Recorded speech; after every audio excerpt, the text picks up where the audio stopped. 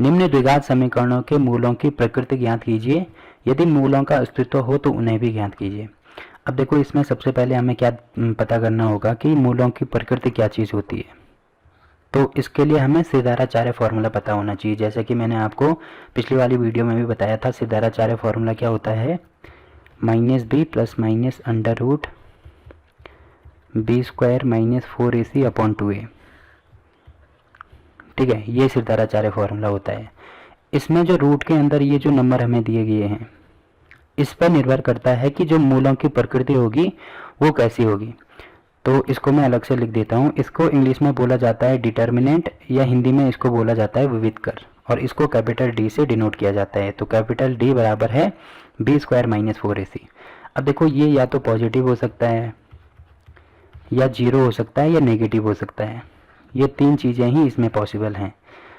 तो सबसे पहले अगर इसकी वैल्यू ग्रेटर देन जीरो होती है, जीरो से बड़ी होने का मतलब अगर ये पॉजिटिव होता है, पॉजिटिव कोई भी नंबर हो सकता है, ठीक है, मतलब जीरो से बड़े जितने भी नंबर होते हैं इसमें कुछ भी आ सकता है। तो अगर ये पॉजिटिव होता है तो उस कंडीशन में जो मूल होंगे या जो रूट होंगे वो वास्तविक होंगे और अलग अलग होंगे, अलग अलग। जैसे एग्जाम्पल के लिए अगर मैं इस द्विघात समीकरण की बात करता हूँ, तो इसमें अगर b² माइनस 4ac की वैल्यू अगर पॉजिटिव होती है तो इसके जो भी मूल होंगे, दो मूल तो निकलेंगे ही निकलेंगे इसके, क्योंकि यहाँ पे पावर 2 है। जितनी हाईएस्ट पावर होती है उतने रूट निकलते हैं। यहाँ पे हाईएस्ट पावर 2 है, इसका मतलब 2 रूट तो होंगे ही। तो जो 2 रूट होंगे वो अगर b² माइनस 4ac की वैल्यू पॉजिटिव है तो दोनों रूट वास्तविक होंगे, मतलब कोई ना कोई नंबर होगा और अलग अलग होंगे। मतलब एक अगर 4 है तो दूसरा 5 होगा, या कुछ और हो सकता है, मतलब एक 4 है तो दूसरा 4 नहीं होगा। ठीक है, ये चीज़ आपको समझनी है। पहली चीज़ तो होगी। दूसरी चीज़, अगर d की वैल्यू मतलब b² माइनस 4ac की वैल्यू अगर 0 के बराबर होती है तो उस कंडीशन में जो रूट होते हैं वो वास्तविक तो होते हैं, वास्तविक तो होंगे, बट क्या होंगे, समान होंगे। ठीक है, जैसे इसमें अलग अलग था बट इसमें समान होंगे। जैसे अगर पहला 4 है तो दूसरा भी 4 होगा, पहला 5 है तो दूसरा भी 5 होगा। ठीक, तो दो चीज़ें हो गई। अब ये क्या हो सकता है, देखो पॉजिटिव का भी हो गया, जीरो का भी हो गया। अब ये नेगेटिव हो सकता है। तो अगर d की वैल्यू नेगेटिव होती है, यानी b² माइनस 4ac की वैल्यू अगर जीरो से छोटी होती है, जीरो से छोटी होने का मतलब नेगेटिव अगर होती है, तो जो रूट होंगे वो होंगे काल्पनिक। काल्पनिक, काल्पनिक का मतलब क्या है कि फॉर्म आइटा के फॉर्म में हमारा आंसर आएगा। तो अभी ये आपके सिलेबस में नहीं है, ये आपको 11th से पढ़ने को मिलेगा।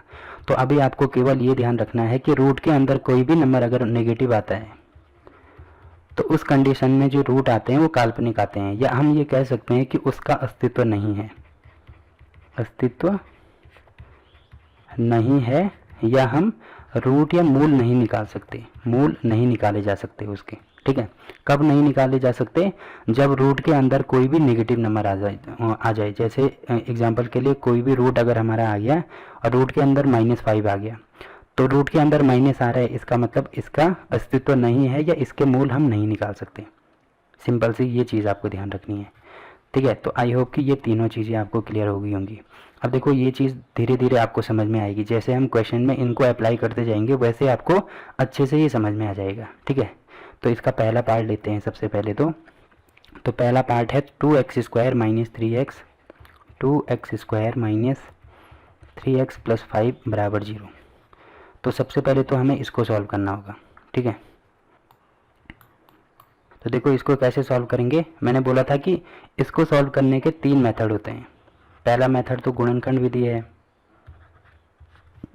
दूसरा जो मेथड, पहला मेथड गुणनखंड विधि, दूसरा मेथड पूर्ण वर्ग विधि, पूर्ण वर्ग विधि, और जो तीसरा मेथड है वो है श्रीधराचार्य फॉर्मूला। ठीक है, तो अभी मुझे इसकी प्रकृति चेक करनी है कि प्रकृति कैसी होगी, तो मैं इसको श्रीधराचार्य फॉर्मूले से सॉल्व कर सकता हूँ। ठीक, तो सबसे पहले तो क्या करेंगे, इसमें जो द्विघात समीकरण की स्टैंडर्ड फॉर्म होती है वो होगी ax² plus bx plus c। तो इसके साथ में कंपैरिजन करेंगे। तो देखो यहाँ पर a की वैल्यू आ रही है, इसका कंपैरिजन इसके साथ में, इसका इसके साथ में, इसका इसके साथ में होगा। तो a की वैल्यू है 2, b की वैल्यू है -3 और c की वैल्यू है 5। ठीक है, तो अगर मुझे इनकी प्रकृति देखनी है तो मैंने क्या बोला था, पहले d की वैल्यू निकाल दो। तो d की वैल्यू होती है b² माइनस 4ac। अब देखो b की वैल्यू कितनी है यहाँ पे -3 है तो यहाँ पे वैल्यू रख दो, b बराबर -3 है तो -3 का स्क्वायर हो जाएगा -4 इंटू, साथ में a है तो a की वैल्यू 2 है तो 2 गुणा c की वैल्यू 5 है तो 5 हो जाएगा। अब देखो -3 का स्क्वायर मतलब -3 को हमें कितनी बार गुणा करना है, 2 बार गुणा करना है। तो माइनस माइनस का तो प्लस होगा और 3 का स्क्वायर होता है 9, या 3 गुणा 3 होता है 9, तो यहाँ पे तो आ जाएगा 9। माइनस में 5 दूनी 10 और 10 चौको 40, तो ये हो जाएगा 40। अब इसमें से ये माइनस करेंगे तो ये कितना आ रहा है, -31 आ रहा है। अब देखो ये माइनस में आ रहा है, ठीक है। मैंने आपको क्या बोला था कि अगर जो डी की वैल्यू है वो 0 से छोटी आई, यानी अगर नेगेटिव में आए, तो उस कंडीशन में जो रूट होते हैं वो काल्पनिक होते हैं, या हम ये कह सकते हैं कि हम उसके रूट नहीं निकाल सकते। यहाँ पे ये चीज़ मैंने आपको बोली है कि मूल नहीं निकाले जा सकते। तो यहाँ पे लिखेंगे अस्तित्व नहीं है, या ऐसे लिख सकते हैं कि इसके मूल नहीं निकाले जा सकते, क्योंकि डी की वैल्यू यहाँ पे नेगेटिव आ रही है, ठीक है।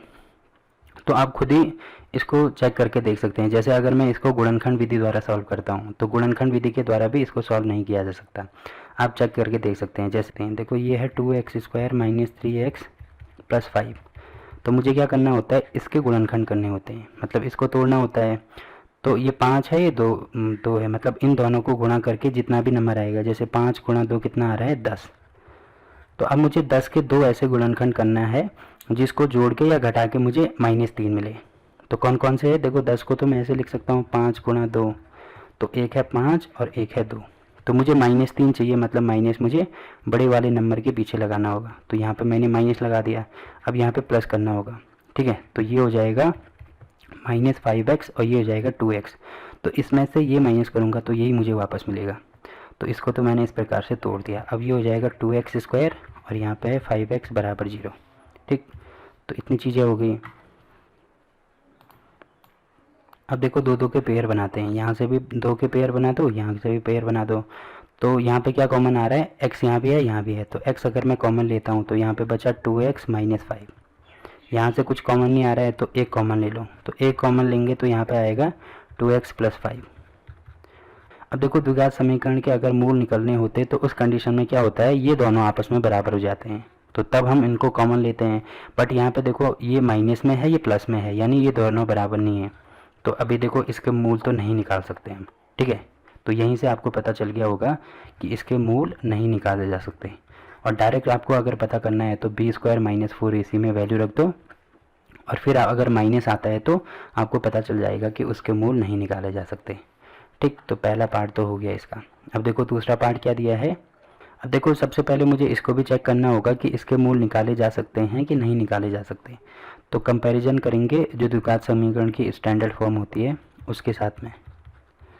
तो देखो यहाँ से मुझे क्या क्या मिल गया, a की वैल्यू यहाँ से मिल गई मुझे 3, b की वैल्यू मुझे मिल गई यहाँ से -4√3, ये स्क्वायर नहीं होगा, यहाँ पे x होगा 4√3, और c की वैल्यू मुझे मिल गई यहाँ से 4। तो d की वैल्यू निकालो, d की वैल्यू क्या होती है, b² - 4ac, ठीक है। तो b² मतलब इसका स्क्वायर, तो -4√3 का होल स्क्वायर हो जाएगा। माइनस में 4 इंटू a की वैल्यू है 3 और c की वैल्यू है 4।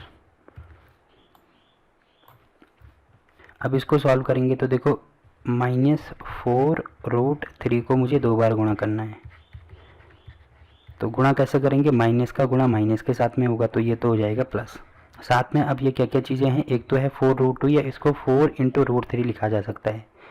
यहाँ पे भी इसको इंटू इसको भी लिखा जा सकता है 4 इंटू √3, ठीक है। तो इन दोनों का गुणा करेंगे तो 4 चौको 16 हो जाएगा, और √3 और √3 मतलब ये है 3 की पावर 1/2 इंटू 3 की पावर 1/2।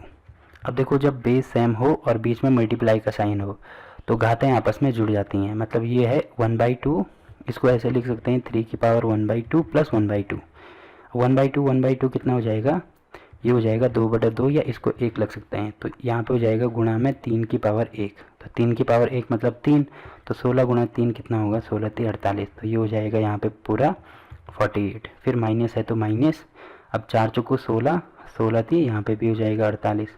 अब देखो ये क्या आ रहा है, 48 और 48 मतलब ये 0 आ रहा है, ठीक है। तो 0 के लिए मैंने आपको क्या बोला था कि जब भी जो d की वैल्यू है वो 0 आए, डी की वैल्यू अगर 0 आती है तो उस कंडीशन में जो रूट होंगे, रूट तो निकलेंगे यानी वास्तविक तो होंगे बट दोनों समान होंगे। अब इसका चेक करके देख सकते हैं यहाँ पे आप, ठीक है। तो अगर मैं इसके रूट निकालता हूँ तो रूट कैसे निकाल लेंगे, जैसे सिद्धाराचार्य फॉर्मूले से अगर मैं रूट निकालता हूँ तो सिद्धाराचार्य फॉर्मूला होता है -b plus minus under root b² minus 4ac upon 2a। तो इसमें b की वैल्यू कितनी है, b की वैल्यू है -4√3, तो यहाँ पर -4√3 हो जाएगा, ठीक है। और साथ में बाहर ये माइनस है तो इसको मैं बाहर माइनस यहाँ पे लगा देता हूँ। एक माइनस इसके साथ का है और b के साथ का एक माइनस ये वाला है, ठीक है। तो ये मैंने लगा दिया। फिर प्लस माइनस अंडर रूट, ये चीज़ तो हमने यहाँ पे निकाल दी थी, कितना है ये 0 है तो यहाँ पे 0 हो जाएगा। और बटे में 2 इंटू ए की वैल्यू कितनी है ये वाला, तो ए है यहाँ पे 3। अब देखो इसको सॉल्व करेंगे तो कितना आ रहा है, ये माइनस माइनस का तो प्लस हो जाएगा, तो ये हो जाएगा 4√3 और यहाँ पे हो जाएगा प्लस माइनस रूट, मतलब 0 के साथ में कुछ भी हो तो ये वो तो 0 ही होता है। और बटे में क्या हो जाएगा 3 दूनी 6, ठीक है। अब देखो एक बार प्लस आएगा एक बार माइनस आएगा, क्योंकि प्लस माइनस का मतलब ये होता है कि एक बार हम प्लस लेते हैं एक बार माइनस लेते हैं। तो पहले प्लस ले लो तो ये हो जाएगा 4√3 प्लस 0 अपॉन 6, और एक बार माइनस लेंगे तो यहाँ पे हो जाएगा 4√3 माइनस 0 अपॉन 6। तो प्लस 0 का मतलब कुछ नहीं, तो इसको ऐसे लिख सकते हैं हमें 4√3 अपॉन 6, और यहाँ पे भी -0 का मतलब कुछ नहीं, तो ये हो जाएगा 4√3 अपॉन 6। अब देखो आप यहाँ पे देख रहे होंगे रूट तो दोनों के आ रहे हैं, ठीक है, मतलब उसके रूट तो आ रहे हैं बट दोनों क्या आ रहे हैं आपस में समान आ रहे हैं। तो यही चीज़ मैंने आपको यहाँ पे बताई थी कि अगर d की वैल्यू क्या होती है, d की वैल्यू अगर 0 के बराबर होती है तो उस कंडीशन में रूट तो निकलेंगे, वास्तविक होने का मतलब कोई ना कोई नंबर तो आएगा ही, बट दोनों क्या होंगे आपस में समान होंगे। और ये चीज़ हमने यहाँ पे निकाली है, ठीक है, दोनों रूट आपस में समान है। तो ये वाला क्वेश्चन भी हो गया। अब देखो इसमें अगला पार्ट क्या दिया है, देखो इसको मुझे सॉल्व करना है। तो सबसे पहले यहाँ से क्या निकाल दो, a की वैल्यू निकाल दो। a बराबर क्या होगा 2, b बराबर क्या होगा -6 और c बराबर जाएगा 3। तो पहले यहाँ पर d की वैल्यू निकाल दो। तो d की वैल्यू होती है v² माइनस 4ac, b² की वैल्यू होगी -6 का होल स्क्वायर -4 इंटू ए की वैल्यू 2 इंटू सी की वैल्यू 3। तो -6 का स्क्वायर मतलब ये हो जाएगा 36, -6 इंटू -6 करेंगे तो यहाँ से हमें 36 मिलेगा, -3 दूनी 6 चुको ये हो जाएगा 24। अब 36 में से 24 माइनस करेंगे तो ये आ रहा है 6 और 6 12, तो यहाँ पे हो जाएगा 12। तो डी की वैल्यू 12 आ रही है, मतलब पॉजिटिव आ रहा है। तो पॉजिटिव आ रहा है इसका मतलब जो रूट होंगे वो एक तो वास्तविक होंगे और दूसरे क्या होंगे अलग अलग होंगे, ठीक है। तो आप चेक करके देख सकते हैं। अगर मुझे इसके रूट निकालने हैं तो मैं कैसे निकालूंगा, यहाँ पर रूट करके भी दिखा देता हूँ मैं एक बार। देखो क्या है 2x² माइनस 6x प्लस 3 बराबर 0। तो इसके रूट निकालना शुरू कर दो। तो रूट आप किसी भी तरीके से निकाल सकते हैं, 3 तरीके हैं, एक तो है गुणनखंड विधि, दूसरा है परफेक्ट स्क्वायर विधि या पूर्ण वर्ग विधि, और तीसरा है सिद्धाराचार्य फॉर्मूला। तो इनमें से किसी भी मेथड का यूज करके आप निकाल सकते हैं, आंसर सेम ही आएगा। तो यहाँ पे अगर मैं सिद्धाराचार्य फॉर्मूला लगाता हूँ तो सिद्धाराचार्य फॉर्मूला होता है -b plus minus under root b² minus 4ac upon 2a। तो माइनस b की वैल्यू कितनी है -6 है, तो यहाँ पे -6 प्लस माइनस अंडर रूट, इसकी वैल्यू तो हमने यहाँ पे निकाल दी थी, कितना था 12 था, तो यहाँ पे हो जाएगा 12 और बटे में 2 इंटू ए कितना है a 2 है, तो यहाँ पे 2 हो जाएगा, ठीक है। अब माइनस माइनस का ये होगा प्लस, तो ये होगा 6 प्लस माइनस 12 को देखो मैं ऐसे लिख सकता हूँ 4 गुणा 3, तो इसका भी रूट होगा इसका भी रूट होगा, मतलब रूट में अलग अलग किया जा सकता है। अब √4 को मैं 2 लिख सकता हूँ, तो ये हो जाएगा यहाँ पे 2√3 और बटे में 2 गुणा 2 या इसको 4 लिख सकते हैं। अब देखो क्या होगा, एक बार पॉजिटिव होगा एक बार नेगेटिव होगा, तो यहाँ पे मैं लिख देता हूँ 6, एक बार पॉजिटिव लेंगे तो यहाँ पे हो जाएगा 6 प्लस 2√3 अपॉन 4, और एक बार नेगेटिव लेंगे तो 6 माइनस 2√3 अपॉन 4। तो आप यहाँ पे देख रहे होंगे कि ये अलग है ये अलग है। तो मैंने क्या बोला था, जब भी पॉजिटिव आएगा तो रूट वास्तविक होंगे, मतलब कोई ना कोई नंबर आएगा, तो दोनों कोई ना कोई नंबर हैं, और अलग अलग आएंगे, तो ये भी अलग है ये इन दोनों से अलग हैं आपस में, ठीक है।